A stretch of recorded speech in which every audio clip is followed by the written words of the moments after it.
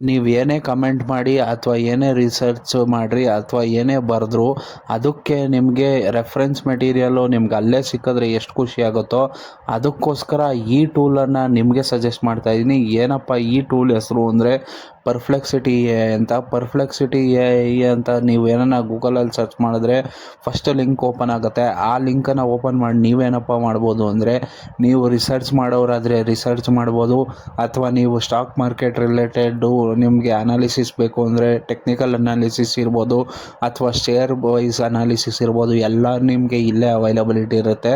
ಅದಾದಮೇಲೆ ಅಲ್ಲೇ ಸೋರ್ಸ್ ಕೂಡ ಇರುತ್ತೆ.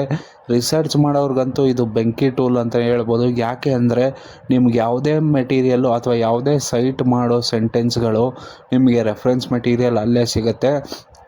ಈ ವಿಡಿಯೋನ ನಿಮ್ಮ ಫ್ರೆಂಡ್ಸಲ್ಲಿ ಯಾರು ರಿಸರ್ಚ್ ಅಂದರೆ ನನಗಿಷ್ಟ ಇಲ್ಲ, ನಾನು ರಿಸರ್ಚ್ ಮಾಡೋದಿಲ್ಲ ಅಂತನಲ್ಲ, ಅವನಿಗೆ ಈ ವಿಡಿಯೋನ ಶೇರ್ ಮಾಡಿ, ಹಾಗೆ ಚಾನಲ್ನ ಸಬ್ಸ್ಕ್ರೈಬ್ ಮಾಡ್ಕೊಳ್ಳೋಕೆ ಹೇಳಿ.